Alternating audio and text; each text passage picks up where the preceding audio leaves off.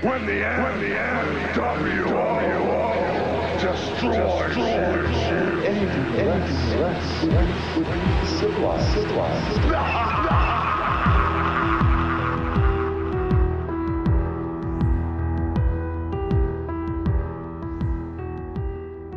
Hey, what's up, friends and fellow wisdom seekers, fellow truth seekers, haters, doubters, skeptics, whoever, anyone is welcome here at the Brave New World Order podcast, straight out the catacombs of podcasting. I am Brandon St. One. Thank you all for tuning in. Today, I am going to do a current events, somewhat deep dive, because I feel like we're being psyoped from left to right, up and down, from every angle. There's been so much going on, and I haven't really been able to do a current events episode. So I want to just throw it all out there, everything that's going on, and I really think it's being done on purpose. So I'm going to talk about all the different news stories that are kind of being just fucking, we're just being bombarded with them. So I'm going to talk about all the different stories that I haven't been able to talk about, but I'm not going to go into each one individually, like real deep. I'm just going to list them all, and then I'm going to bring up a story by this Twitter user named Donnie Darkened, who claims that Donald Trump is the Antichrist, and all of this is happening on purpose to usher in the New World Order and everything. So I'm going to dive into that because it does align with everything that's going on now, and it's very interesting. So right now I'm recording this on Sunday, March 12th. On Friday, Silicon Valley Bank just collapsed. People are wondering what's going to happen on Monday, the 13th, and tomorrow. And it seems like this is all being done on purpose. I mean, people have been talking about this, the central bank currency, and they first have to tank the current one, current financial system to usher in this new thing. This might be what's coming. I don't know. I'm not, trying to get anybody all wired up or anything like that, but it seems like there's so much going on and the banks are definitely in trouble. And it's going to be interesting to see what happens tomorrow when the stock market opens up. So I'm going to go off a little bit into some stuff and just try to figure out what's going on or just analyze what's going on and talk about it because there is just like a shitstorm of news. So thank you all once again for joining me. Before we get into the nitty gritty, please take a second to follow, subscribe, like, share this. If you like the Brave New World Order podcast, the best way to get this out there is to share, to leave a review, like, follow, get the algorithm going. I really appreciate it. Reach out if you want to say what's up. Email me, the Brave New World Order podcast at gmail.com. You can also follow me on Twitter at Brave NWO Podcast. And if you really like what I'm doing here, you want to help support the show, there are a couple links in the show notes. I really appreciate it. Each and every one of you out there helping out, sharing, following. Thank you so much from the bottom of my heart. It really means a lot to me. Much love to you all. So let's get into the goods. Enough of that self-promotion BS.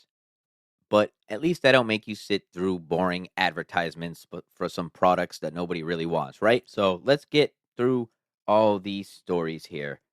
We got the Twitter files, right? What are the Twitter files? If you don't know, Twitter was bought by Elon Musk. You probably know that, unless you're under a rock somewhere, a cave, in Plato's cave, still looking at the shadows. So since he bought it, lots of information has come out about government colluding and trying to censor people, everybody from politicians to YouTubers to doctors, and also during the 2020 presidential election, the Hunter Biden laptop story, all that stuff. And just this week, which was the first week of March 2023. If anybody listens to this later and doesn't jump on it right away, this week, Matt Taibbi, who's a journalist, and Michael Schellenberger, who were involved in the releasing of the Twitter files, they testified in front of the Senate or the House or whatever. They testified in front of the fucking government, and it was a shit show, but it just showed clearly that there is a risk of, First Amendment violations, all this shit. It was nuts. Check it out. There's a lot of clips online. So that's happening. And then, obviously there's Ukraine, Russia going on. Then there was also revelations about January 6th and about the guy, the shaman, the QAnon shaman, and he didn't seem to be like the leader of anything. And also maybe, you know, a lot of people that got in trouble just walked into open doors and they were led maybe by police. Lots of stuff was come out about that. Go check that out for yourselves as well. I'm not saying anything. It was definitely a shit show in theater, but you can have your own opinions about all that. My whole point is to just show all the different stories and psyops that are just being like launched at us all at once, and how it is very hard for anyone really to make sense of what is actually going on. So another thing, obviously, is the Nord Stream pipeline that got blown up. There's a bunch of stuff coming out about that. I did an episode about that previously. Check that out. I read the story that the Seymour Hersh, the journalist, wrote about how the United States was probably involved in that. Check that episode out. Another thing, like I said earlier in the episode, is the Silicon Valley Bank that just collapsed on Friday, March 10th, 2023, for those listening later on. And that's a big deal. And then the weekend came, and nobody really knows what's going to happen on Monday, the 13th of March. Everybody's kind of on edge. Some people might, right now, I don't know, be out there taking their money out of banks. And that's going to definitely lead to some catastrophic results. So there is just so much stuff going on. Then there's the politics of everything with, drag time, story hour, and the LGBTQ issues that are going back and forth. That's obviously there to divide everybody and get each other at each other's throats, not looking at these people running the show here. They might not even be running the show, but the people that are puppets in place to look like they're running the show. So fight with each other about all these things. And then rituals at the Super Bowl, rituals at awards ceremonies. Even some normie lefty people are starting to see these things and say, wait a minute. I consider myself like a liberal, but I don't know if I'm quite down with all of this. And of course, there are still the people that will follow their side, whether it be the left all the way to the left, or the right all the way to the right, till they meet in the middle somewhere. And that's definitely, that happens a lot. So, but I see a lot of people definitely start questioning, like, is this really like what we want on TV, like for the Grammys and stuff? I don't know. I don't really care. I don't watch that shit. So, not my fight, not my hill to die on or anything, but I'm just talking about it because it's being talked about. And I think it's part of the psyops and division, and to get us to fight with each other. And I also do think there is symbolism and all involved in all that stuff too. So, I mean, the entertainment industry in Hollywood is definitely corrupted by some dark forces. But that doesn't mean I want some like ultra right, authoritarian, puritanical government to come in and start like, cleaning house and doing some crazy shit. I don't want to be involved in that at all, because I definitely think there is a big threat of the pendulum swinging the other direction, and we become like some, super Christian, ultra puritanical, come to your house when you jerk off, kick the door in, say they're doing God's work. I don't know. I don't want to be involved with that. I want people to be able to do whatever they want. But I say just keep the kids out of it, I guess, because I think that's kind of evil when you start bringing kids into some shit that they shouldn't even be like, that even like adults have a hard time discussing with other adults. And I think that might be, it's being done on purpose, possibly to have people request the swift backlash in the other direction. So I don't know. It's why I want to talk about this stuff. I think it's part of the psyop, part of the division. And one more thing, final thing before I get into the main story that I want to talk about is watch out on the Twitter algorithm. Obviously, watch out with that stuff, because it will give you people that you don't follow and start feeding things. One example is Stu Peters. I don't know if you know who he is. I don't follow him. I don't pay attention to anything that guy really does ever. I talked about the Watch the Water documentary when I started the podcast last year, because I was out there, but I don't follow him like whatsoever on Twitter. I don't mention him. I don't do anything that has anything to do with that guy. And he's always at the top of my feed. Some reason. Why would like like a big time conspiracy theorist be put to the top of my feed or anybody's feed if they would, like, if he was really who he is? I think he might be a snake in the grass, controlled op. I don't know. I don't really pay attention to them. I don't care. My whole point is that the Twitter algorithm is shady as fuck. It also gives me fights. People fighting, regular people fighting all the time at the stores, in the streets, car accidents, people crashing into each other, road rage incidents. It makes you think that the world is crazy, right? And I think that it may have gotten my head a little bit because I've just been like, yo, people are acting crazy. So I go out to the store. I just keep my head down. I don't bother with people and stuff because I'm like, oh, people are acting nuts right now. And that's based off of like what I see on Twitter. And like everybody falls for this shit once in a while, right? So I see all this stuff on Twitter and I think that maybe I might be manifesting some shit in my real life because 2 times this past week, once I was at Walmart and I was in an aisle by myself, and on the other side, on the other aisle, I heard these two people start getting into it, a woman and a man, and they were strangers, and they just started yelling at each other, and it got pretty heated, and I was just in the other aisle, like, I'm not going near this. And then just yesterday, I was driving, and there was right in front of me, a car stopped. One guy got out, the other guy stayed in, the other guy started to try to drive away. The angry dude started banging on his window, trying to open the door. I drove around them, but there was a red light, and they were getting close to me. The crazy madman guy was right next to me, and I was like, "Get the fuck away from me!" And he was looking at me like with his hands up, like asking for help or some shit. And it was crazy. So I was like, "I'm out of here." I got the fuck away from that situation, but I don't know. Maybe you start seeing some shit on Twitter and then you say, oh man, the world's crazy. I'm going to go out in the world, keep my head down because I don't want to get involved in anything. But then it comes to you because you thought about it and you've been thinking about how shit's fucking heating up and people are just like ready to snap. So I don't know. It's a possibility. I don't know. Probably just a coincidence, but I may be, everything is mental, like the Kybalion says. Check out the Kybalion. I read it in 2 parts. Go check that out if you're new to the show. Without going off on too much of a rant, I think that our minds are a lot more powerful than we think, and sometimes we can manifest some energies out there in the world and attract some shit by accident, not even meaning to. Who knows? Or it's maybe because the banks are going to collapse and shit and everybody's fucking flipping out. Either one, I just wanted to talk about it. Because Elon Musk is definitely one of the players in the game, and he's one of the characters in the stage play that we're all being forced to participate in. So these are some of the psyops that I think are being directed at us, some of the things to keep an eye out for. And I just wanted to bring all these things up and talk about it before I got into the main story, which is about Donald Trump possibly being the Antichrist. And all of this is happening so that he can come back and usher in the New World Order. And this is a theory put out by Donnie Darkened on Twitter, not me. I don't subscribe to this. I am just looking at it and I like it. It's interesting. So let's look at it. Come along with me. Let's dive into the abyss. All right. I'm going to read through this Donnie Darkened Twitter thread.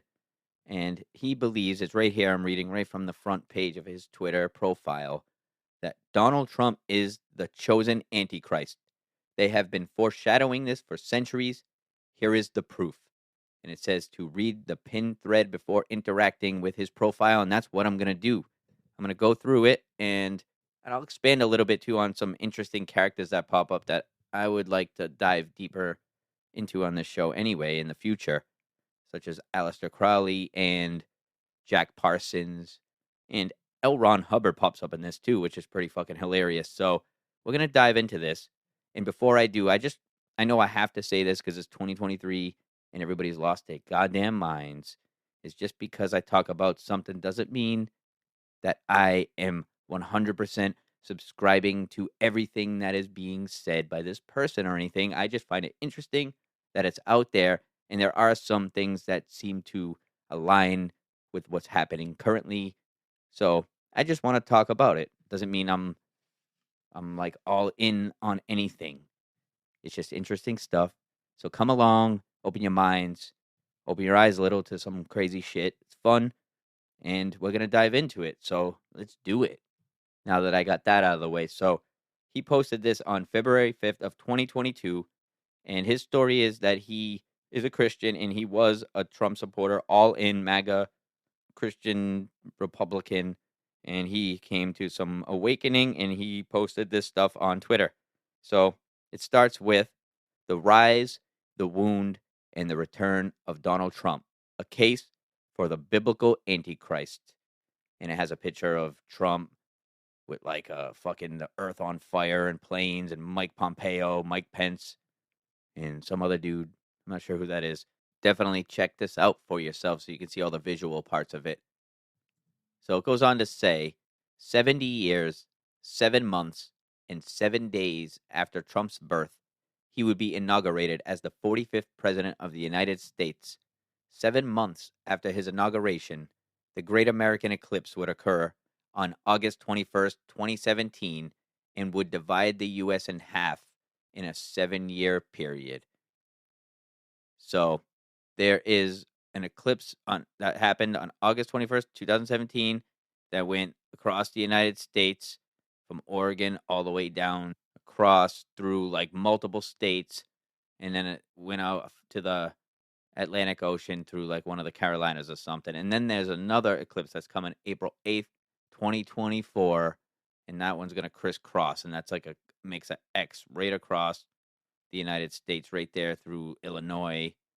And I'll just keep reading the thread, but that's just what he's showing with these total solar eclipses. And I guess they do really refer to that one as the Great American Eclipse, and that's the one, I don't know if you guys remember, that Donald Trump looked up at. They made a big deal about it without any like of the glasses or the blinders or whatever you're supposed to wear so you don't burn your eyeballs. So he goes on to say the 2017 eclipse also passes through 7 cities named Salem. The 2024 eclipse passes through 7 cities named Salem as well. Jerusalem was also called Salem in Genesis and Psalms. There are many other mysteries and connections with the eclipses. Pretty good. So, next thread says on the 14th of June, 1946, during a blood moon. This is where it gets really fucking wild, right? Donald J. Trump was born in Queens, New York. Infamous occultist Aleister Crowley sent a letter to fellow Thelemite John McMurdy that the members Jack Parsons, L. Ron Hubbard, and others were producing a moon child. So let's dive into exactly what that is all about, right? Real quick, little side story here. Moonchild was actually a novel written by Aleister Crowley that is about a child being born during eclipse, and that child is like the deciding person between a battle of white magicians and black magicians. So these people, like Jack Parsons, who, if you don't know who Jack Parsons is, here a little quick thing about him. Jack Parsons was a scientist, but also a fucking lunatic. And I'm just going to read this off Wikipedia without going too deep into each person. But he was an American rocket engineer, chemist, and Thelemite occultist. So he and L. Ron Hubbard in 1946, the same year that Donald J. Trump was born, actually performed rituals, sex magic rituals, to try to produce a moonchild based off of what Aleister Crowley was talking about. So before we go deep into the moonchild ritual and all that shit, let's look at Jack Parsons real quick a little more so you can see exactly how like he was real deep in the government and stuff, like with contracts for rocket science, and NASA took on his jet propulsions lab which he created, and it's still around to this day. So he's not just some dude who was just some crazy guy in the 40s and 50s.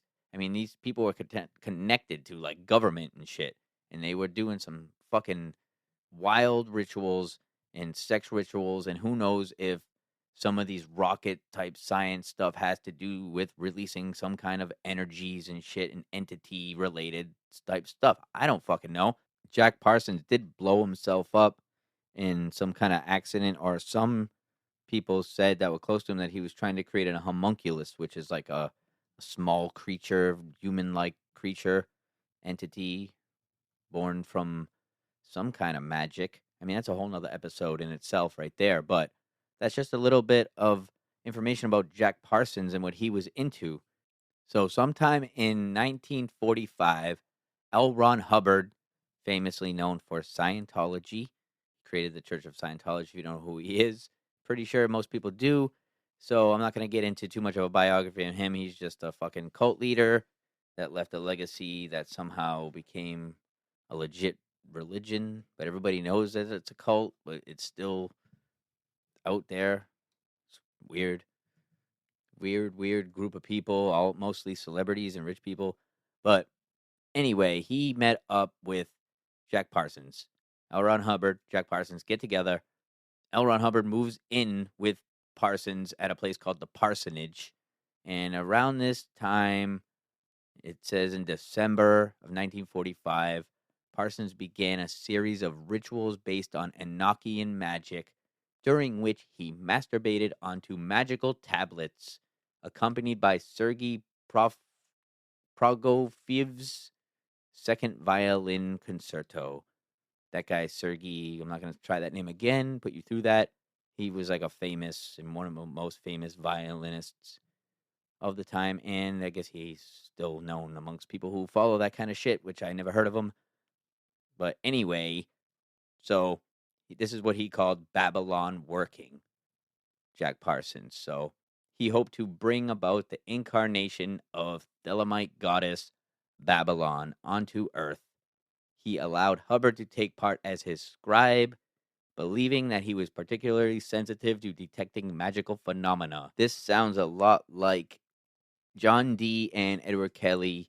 I did an episode on that way back in the beginning last year when I started the podcast, and I definitely plan on diving into John Dee because he's one of the most fascinating characters in occult history and everything, and definitely his legacy is long lasting too. So this sounds a lot like those two guys, though, Edward Kelly and John Dee, the way they were fucking around with Enochian magic and tablets and shit in the 1500s. They were probably jerking off all over shit too. It seems like with occult practices, you're either fucking jerking off all over everything and fucking everything, or you don't. You abstain and you hold that shit in for like fucking years. That energy, that fucking kundalini. Is there any middle ground anywhere? Jeez, right? And it says here, as described by Richard Metzger, who is a television host and author. He was the host of the TV show Disinformation.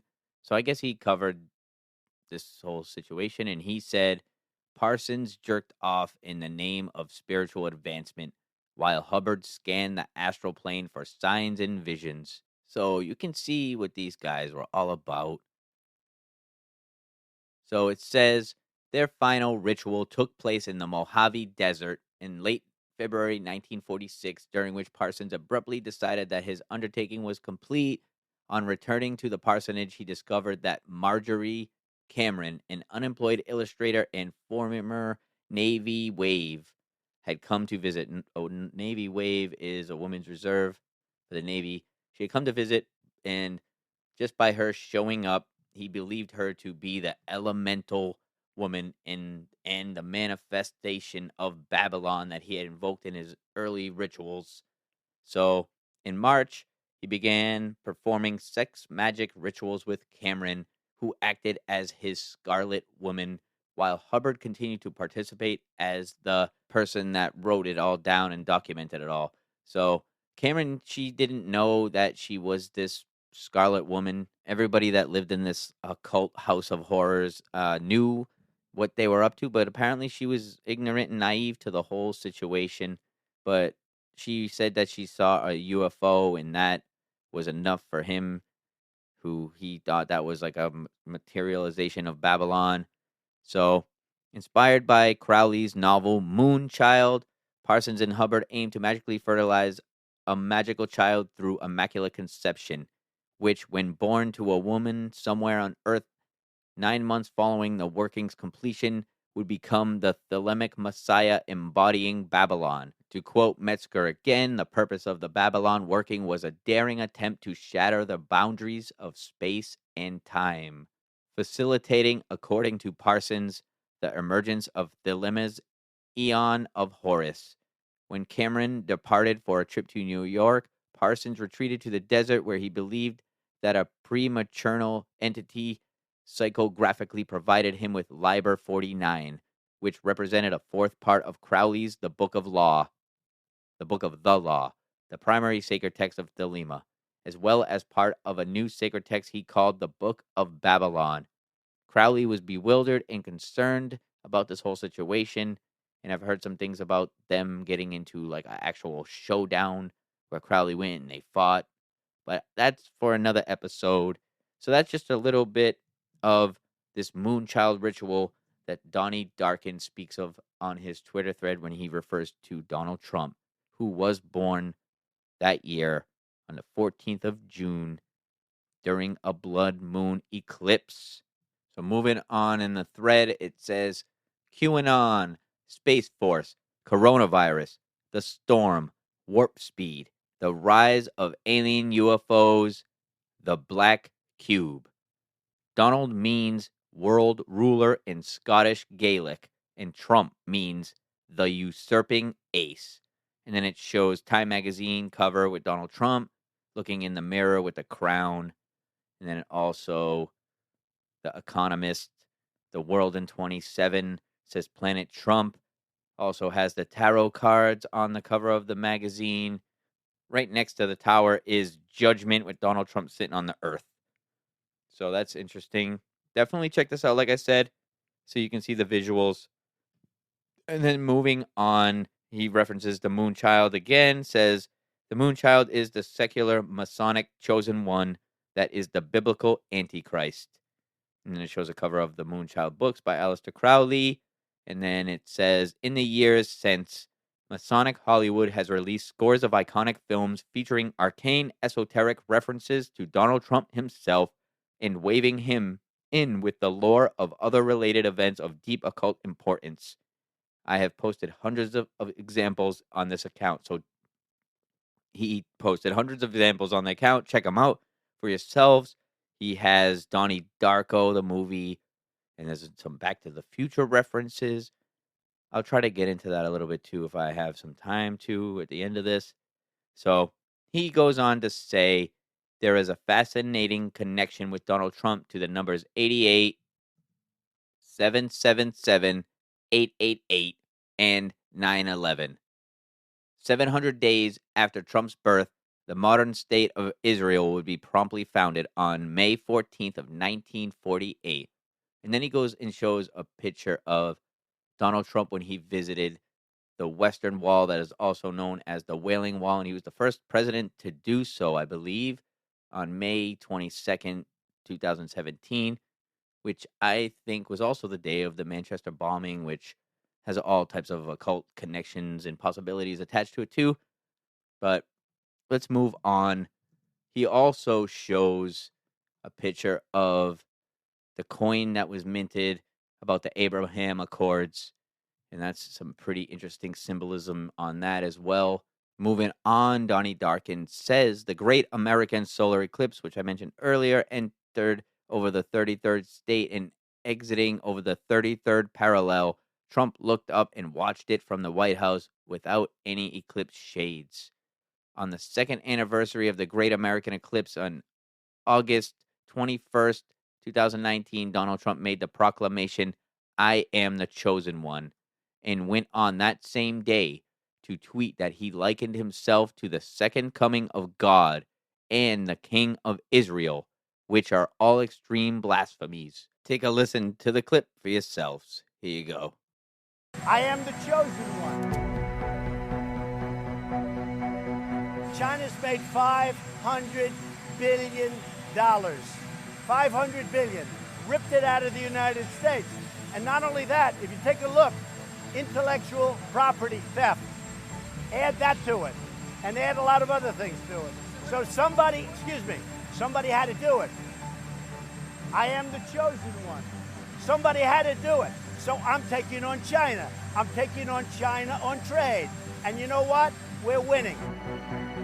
So there you go. There he is saying he's the chosen one, talking about China, but maybe there's more to it. Donnie Darkin definitely thinks so.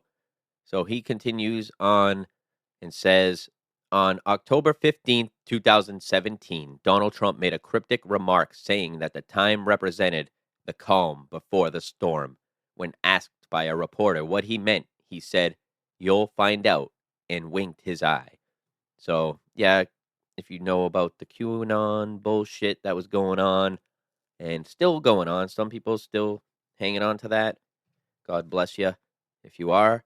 I still just think it's a psyop, but that's just my opinion, and I think there's some truth in it too. So I think it is worth looking at some of the information, but to follow something and where we go one, we go all, and the calm before the storm and all this shit, I'm not so convinced. I think it's part of this plan, maybe psyop, diversion, loop in child and human trafficking altogether into something kind of nuts. I've said it before about Q. That's what I think. But let's move on here.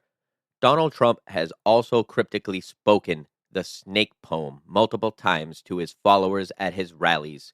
The final line that Trump heavily emphasizes after the woman receives the vicious bite is, "You knew damn well I was a snake before you let me in." And that poem is the snake poem that was written by civil rights activist Oscar Brown Jr. in 1963. It's about a woman who tends to a sick snake, nurtures it back to health, only for the snake to bite her in the bed. So he references that, or referenced that in this clip. Listen to it here. If I hadn't brought you in by now, oh heavens, you would have died. She stroked his pretty skin again and kissed him and held him tight. But instead of saying thank you, that snake gave her a vicious bite. Take me in, O tender woman. Take me in for heaven's sake. Take me in, O tender woman, sighed the vicious snake.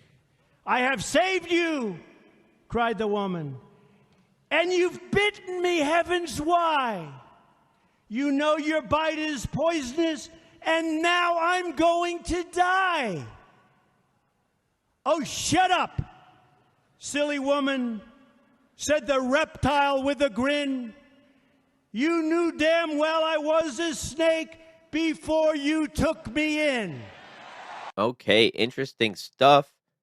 Just for some context, too, I think he was referring to immigration when he was saying this stuff about the snake, but definitely lots of symbolism and underlying hidden meanings and all this stuff. Keep that in mind as we move further along in this thread here, where it says, when asked by political commentator Frank Lutz if he ever asked God for forgiveness, he coldly responds, "That's a tough question," and goes on to say that he identifies as a Protestant and that his pastor was the late, great Norman Vincent Peale, who was a 33rd degree Freemason, who also wrote the book The Power of Positive Thinking. And Donnie Darkin posted a clip from the Alberta Freemason.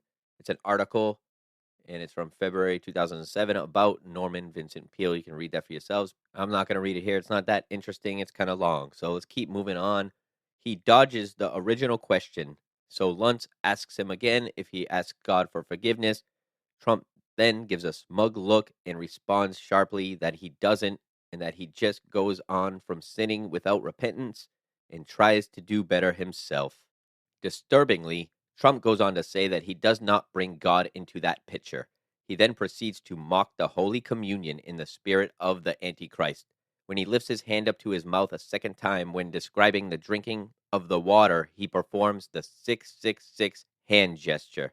And there's like a 2-minute clip here with the interview and a picture of him, the still, doing the 666 hand gesture.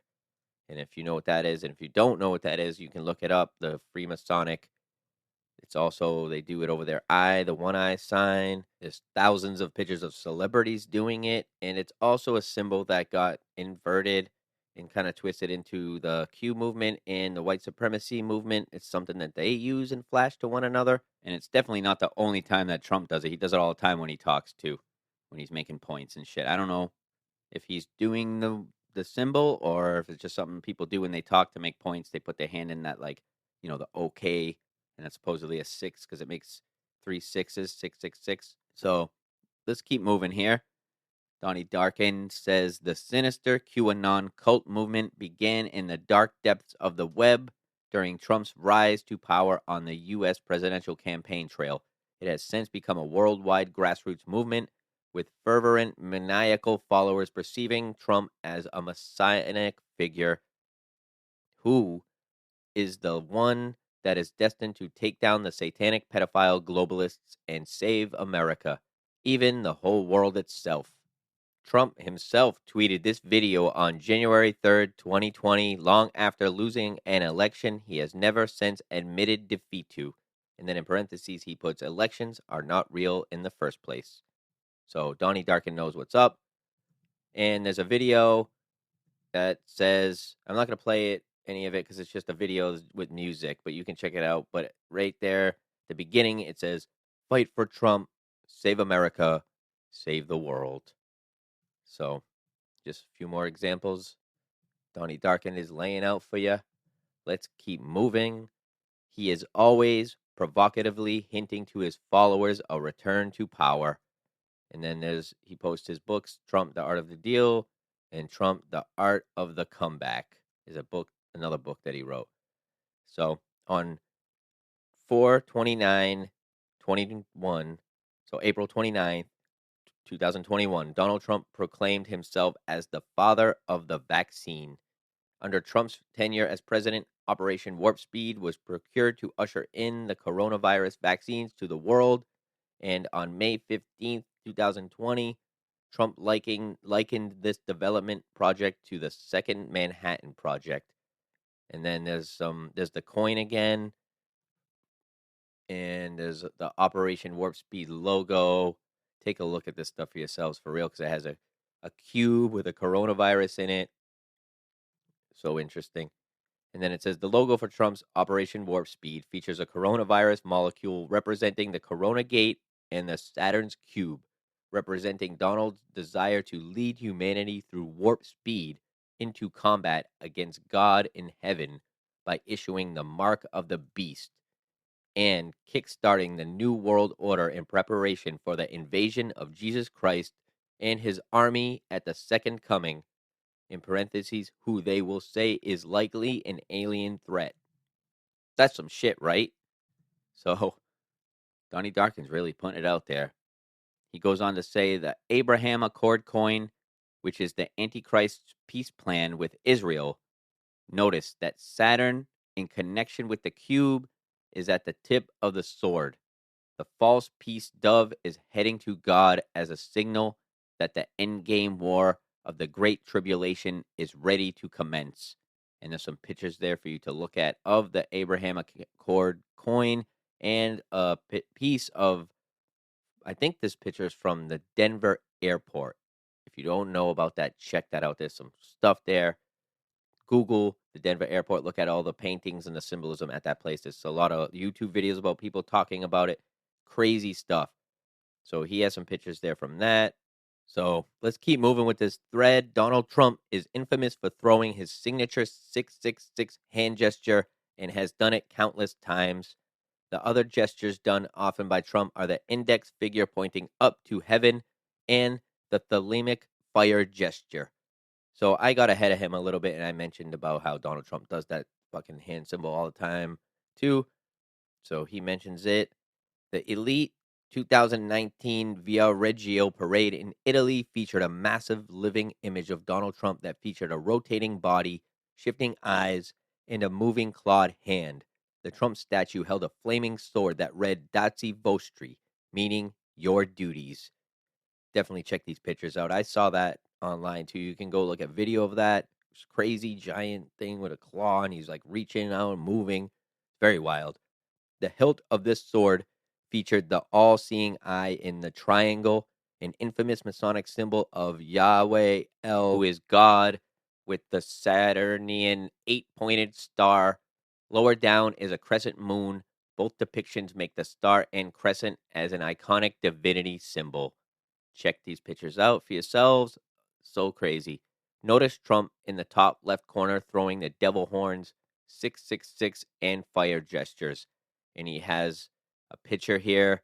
Donald Trump doing the symbols that he mentions, as well as, like I said earlier, a bunch of celebrities doing the exact same thing from photo shoots throughout the years. Check it out. I always say that because I hope, and it seems like from emails and different people reaching out to me, that you are like me when you hear different stuff on podcasts, that you dive into it a little deeper for yourselves too, because there's everything is multi-layered. There's so much that you can't cover everything on just like a podcast. So I hope that you guys are taking some of this stuff in and are going to go look at these threads and also dive more into like these hand gestures and all that stuff too, because it's pretty cool. It's pretty wild. It's pretty interesting. Let's keep going here. The 9/11 2001 attacks was the great Masonic harbinger of the day of the storm. That is the end of the world. Donald Trump is closely woven into this mystery, with many iconic films making key homages to Donald Trump, who is the Antichrist. A couple pictures here. One is from the movie Donnie Darko, and then another one from Time Magazine. It says stormy on there. Donald Trump sitting in the White House, and there's waves and wind blowing his hair all over the place, and papers flying around. Storm up ahead above him. It says stormy right underneath Time Magazine. Okay, so let's keep going. Trump equals 88 in gematria. I think he's referring to.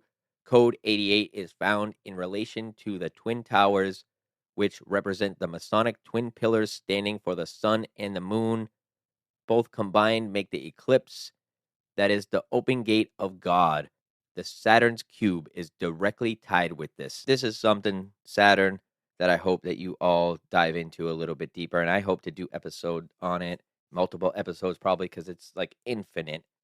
So Saturn, the black cube symbolism, the hexagon that's permanently there on the planet.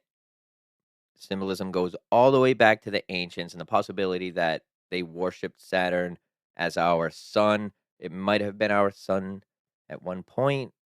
Who knows? Shout out to Melissa if you're listening to this episode. She sent me some awesome videos and interesting information about Saturn and the possibility of it being the ancient sun. And I am definitely going to go deep as I can, and I'm going to put something out about this in the future.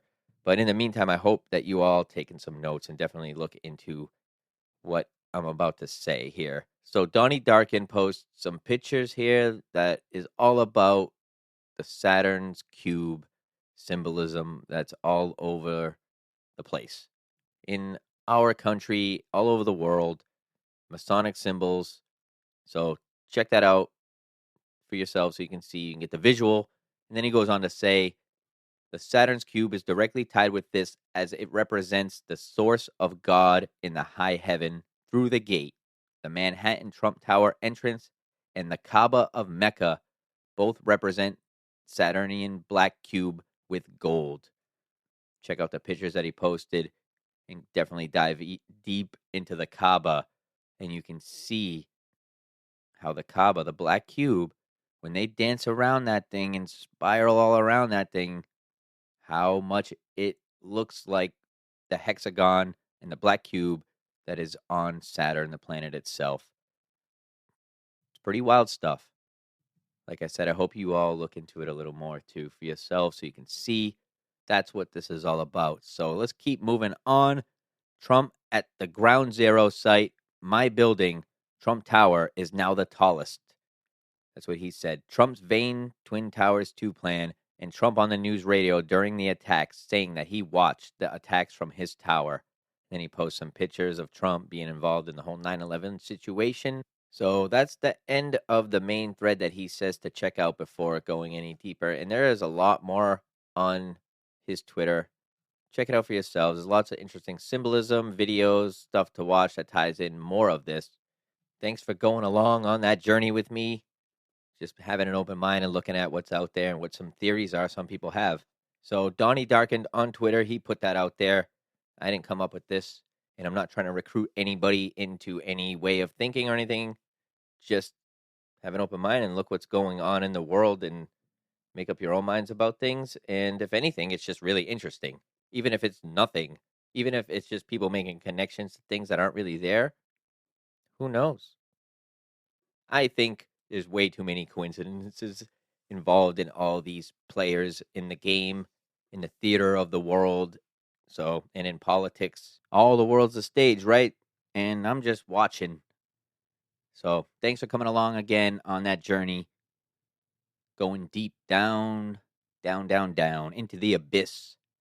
I appreciate it. I hope you enjoyed this episode, everyone. And if you did, please take a second to subscribe, like, follow, share this with your friends and your family and random people, anybody out there. Help the Brave New World Order podcast crack that algorithm and grow to new heights. And I appreciate each and every one of you just joining me here. If you want to help support the show, if you like what I'm doing, you can click one of the links in the show notes. I greatly appreciate it.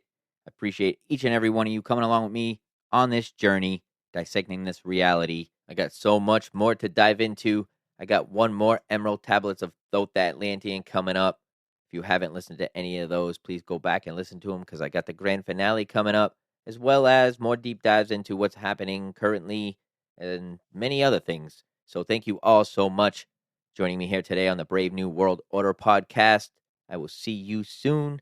In the meantime, think positive, stay positive, think for yourself, question everything. Much love. Peace.